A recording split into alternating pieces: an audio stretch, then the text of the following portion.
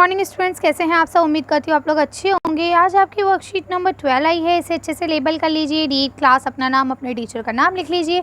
चलिए पढ़ना शुरू करते हैं। ये आपकी मैथ्स की वर्कशीट है। इसे मैं इंग्लिश मीडियम और हिंदी मीडियम दोनों में बनाऊंगी, तो अगर आप इंग्लिश मीडियम के स्टूडेंट हैं तो आप दूसरी वर्कशीट को देख सकते हैं।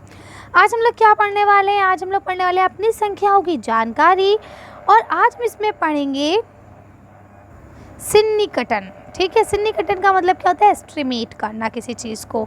अब यहाँ लिखा है सन्निकटन की समझ। इसको हम कैसे समझेंगे? तो देखिए यहाँ लिखा है, बाहुबली की माताजी, आपके जन्मदिन की पार्टी पर कितने मेहमान आ रहे हैं? ठीक है, अब बाहुबली, मेरा अनुमान है कि लगभग 40 लोग मेरे जन्मदिन के समारोह में शामिल होंगे। क्या कहा उसने? मेरा अनुमान है ना, यानी उसे एग्जैक्टली नहीं पता।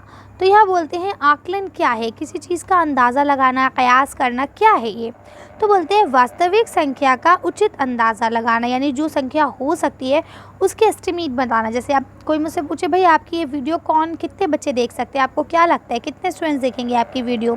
तो मैं क्या बोलूँगी कि भाई ये 6 क्लास की है, अभी ज़्यादा एडमिशन हुए नहीं है, तो 500 के अप्रॉक्स व्यू हो जाते हैं, इससे ज़्यादा नहीं हो पाते हैं, है ना। तो क्या किया मैंने? एक अंदाज़ा लगाया। अब ज़रूरी नहीं है कि इस पर एग्जैक्टली 500 हो सकता है 500 से कम हो सकता है इस पर 700 हो जाए, या हो सकता है 1000 भी हो जाए, है ना। तो क्या किया मैंने? एक सिर्फ अंदाज़ा लगाया, अनुमान लगाया, है ना। निकटतम संख्या बताई, आकलन किया, अपने दिमाग से सोचा कि शायद ये हो सकता है, या पिछली चीज़ें देखकर हमने एक कयास किया। भाई पिछले इतनी जो हमने 6 क्लास की वीडियोस अपलोड की हैं उन पे 500 व्यू हुए हैं, तो उसके अकॉर्डिंगली मैं कह रही हूँ भाई 500 व्यू हो पाएंगे।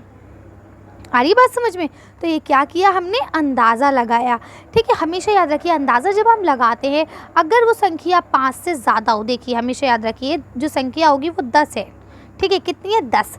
तो 10 को हम 2 हिस्सों में डिवाइड करते हैं। कितने में? 10 का आधा कितना होता है? 5 और 5। ठीक है, अगर संख्या 5 से ज़्यादा होगी, क्या होगी? मान लीजिए आपकी 6 है, 7 है, 8 है, 9 है या 10 है, तो हम नेक्स्ट लेवल लेते हैं। मान लीजिए आपसे कहा गया कि मेरे पास 2 स्टूडेंट हैं। ठीक है, तो 2 स्टूडेंट का मतलब क्या हो? मतलब अगर आपसे कहा गया आपके 12 स्टूडेंट हैं, ठीक है, तो मैं अंदाज़ा क्या लगाऊंगी? 10 है, क्योंकि हो सकता है 2 ना आए। ठीक है, लेकिन अगर मुझसे कहा जाए कि भैया 17 स्टूडेंट है, तो मैं क्या कहूँगी? उसको फीस सीधा 20 कर दूंगी। ठीक है, अगर 5 से ज़्यादा होगा तो नेक्स्ट डिजिट ले लेते हैं, और अगर 5 से कम होगा, मान लिया 13 है यहाँ पे, देखिए यहाँ 5 से कम है, तो उससे पहले की डिजिट यानी 10 को ही रहने देते हैं। कैसे? चलिए देखते हैं। यहाँ देखिए लिखा है निकटतम दहाई का आकलन करना। देखिए लिखा है संख्या 1, 2, 3 और 4 संख्या 0 के निकटतम है। इसीलिए अगर हमसे कहा जाए कि दहाई का आकलन कीजिए और हमें 12 दिया जाए, तो हम क्या करेंगे? इसे 10 ही बोल देंगे। क्या बोल देंगे? 10। ठीक है, इसी तरह से अगर हमें 34 दिया जाए तो हम इसे क्या बोलेंगे? 30। क्यों? क्योंकि यहाँ पे जो दूसरी संख्या है वो आप देख पा रहे होंगे कि वो आपके 5 से कम है।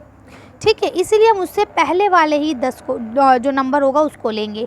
ठीक है, अब यहाँ आप दूसरी सिचुएशन देखें तो यहाँ 5, 6, 7, 8 जो है वो 10 के निकटतम है। किसके निकटतम है? 10 के। तो अब हम इसमें ऐसी सिचुएशन में क्या करेंगे? अगर हमें 16 दिया गया, कितना दिया गया? 16। ठीक है, तो हम 16 को अगला ले लेंगे। भाई 16 को हम 10 नहीं लिखेंगे, क्या लिखेंगे? 20 लिखेंगे, उससे आगे करेंगे। आप देखिए बहुत छोटे एग्जाम्पल से समझाती हूँ। आपको ना आइसक्रीम खानी है। क्या खानी है? आइसक्रीम। ठीक है, आपके पास 8 रुपीज़ है। कितने रुपीज़ है? 8। और आइसक्रीम कितने की है? 10 रुपीज़ की है। तो आप क्या करेंगे? आप हैं और आपके 2 दोस्त, एक दोस्त है। ठीक है, आपके दोस्त के पास 3 रुपीज़ है, आपके पास 7 रुपीज़ है, और आइसक्रीम 10 रुपीज़ की है। तो आप क्या करेंगे? आप उससे 3 रुपये उधार ले लेंगे। क्यों? क्योंकि आपको 3 रुपये चुकाना आसान होगा बाद में, है ना। वो आपसे 7 रुपये उधार नहीं लेगा, आप उससे 3 रुपये उधार लेंगे। तो आपके पास कितने हो गए? 10 रुपये हो गए, नहीं हो गए? सेम इसी तरह से अगर आपके पास ज़्यादा है 5 से, तो आप क्या करते हैं? आप उधार ले लेते हैं और उसको अगला कर लेते हैं, यानी 16 को 20 कर लेंगे, 77 को 80 कर लेंगे। उधार ले लिए आपने। लेकिन अगर आपके पास मान लीजिए 5 रुपये से कम है, मान लीजिए आपके पास 4 रुपये है। कितने रुपये? 4 रुपये। तो आप क्या करते हैं? वो आप 4 रुपये किसी को उधार दे देते कि जाओ अच्छा भाई तुम ले लो और मैं बाद में खा लूँगा। समझे? तो इसी तरह से यहाँ पे आपको देखेंगे आपके यहाँ कितने रुपए? 12 रुपये, यानी कि दूसरी जो डिजिट है वो 5 से कम है ना। तो आपने क्या करा? 2 रुपये दे के 10 रुपये छोड़ लिए अपने पास। यहाँ पे भी देखिए आपने 4 रुपये दे के 30 रुपये छोड़े अपने पास। आ रही है बात समझ में। इसे हम लोग कहते हैं कि ये निकटतम किसके हुआ, दहाई के हुआ। अब ऐसे ही अगर हमें निकटतम सैकड़ा के करना होता है तो सेम यही रहता है आपका कि अगर आपका 1 से लेके 49 तक है तो वो 300 के निकटतम हो जाएगा। ठीक है, जैसे अब 48 है, 648 है तो हम इसे 600 लिखेंगे, 738 है तो हम इसे 700 ही रहने देंगे। ठीक, लेकिन अगर हमारे पास मान लीजिए कितना है, यहाँ पे हमारे पास 350 से लेके 399 तक है तो इसे हम 400 कर लेंगे। यानी अगर देखिए 784 है, क्योंकि देखिए 84 50 से ज़्यादा है तो हम इसे 800 करेंगे। ठीक है, ऐसे यहाँ 950 है, देखिए 50 है तो हम इसे 1000 कर लेंगे।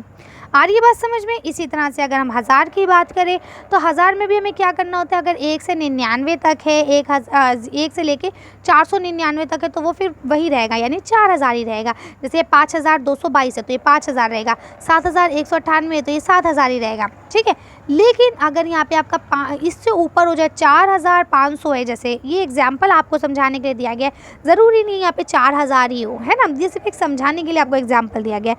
यानी 4500 लेके 4999 तक होगा तो ये किसके निकटतम हो जाएगा, 5000 के निकटतम। जैसे में यहाँ 5555 है तो इसे हम 6000 मानेंगे, या 8699 तो हम इसे 9000 मानेंगे। ठीक है, अब इसी तरह से यहाँ देखिए ये आपको प्रश्न दिए गए हैं, आओ करें। पहला प्रश्न दिया गया है कि आपका अगर मान लीजिए यहाँ पे निम्न संख्याओं को दिहाई के निकटतम करना है, किसके, दहाई के, तो 37, 115 और 259 को हमें करना है। तो कैसे करेंगे, चलिए देखते हैं। तो देखिए क्योंकि 37 है तो 37 किसके निकटतम हो जाएगा, 40 के।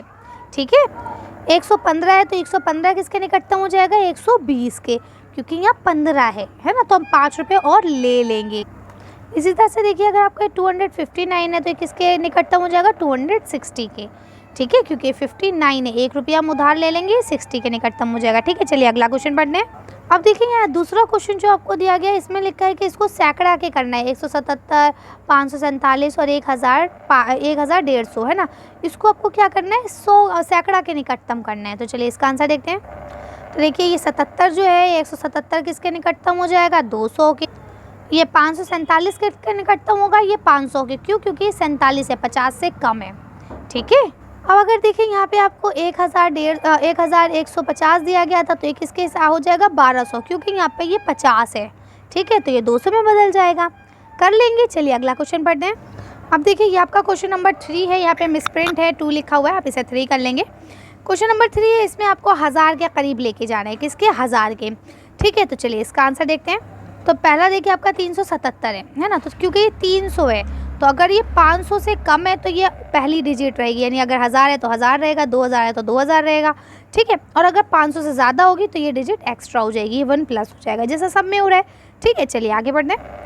अब जैसे देखिए 9547, अब क्योंकि 9000 है, ठीक है, और यहाँ देखिए 500 से ज़्यादा है तो ये क्या हो जाएगा, 10,000 हो जाएगा। ठीक है, अब देखिए यहाँ पे आपका नेक्स्ट जो है ये 10,200 है, 254, है ना। ये अगर 500 से ऊपर होता तब हम इसे 11,000 करते, लेकिन क्योंकि ये 200 है तो ये हमारा 10,000 ही रहेगा। चलिए अगला क्वेश्चन पढ़ते हैं। अब यहाँ आपको लास्ट क्वेश्चन दिया है, क्वेश्चन नंबर 4। आपके परिवार में अगर कोई विवाह समारोह होता है तो उसमें आने वाले मेहमानों की जो संख्या है उसका एक एवरेज बताइए। तो चलिए इसका आंसर देखते हैं। तो देखिए हम लिख सकते हैं कि भाई मेरे परिवार में जब कोई विवाह समारोह होगा, क्योंकि भाई विवाह समारोह है तो नानी के घर से, दादी के घर से, फिर हमारे कुछ अपने दोस्त, फिर भाई या सिस्टर कोई है उनके दोस्त, सब मिला के लगभग हमारे कितने 1000 मेहमान तो आएंगे ही आएंगे, है बात कि नहीं। तो मैंने एक एवरेज आपको बता दिया। अब आप अपना देखेंगे, अपना मम्मा पापा से पूछेंगे कि अगर हमारे घर में कोई इस तरह से फंक्शन होता है तो कितने लोग आ सकते हैं। ठीक है, चलिए तो आज की वर्कशीट को हम ये खत्म करते हैं। आज की वीडियो में बस इतने। अगर आपको मेरी वीडियो पसंद आई हो तो प्लीज़ इसे लाइक और शेयर करें। अगर अभी तक आपने हमारे चैनल को सब्सक्राइब नहीं किया तो प्लीज़ मेरे चैनल को सब्सक्राइब करें। Thank you for watching.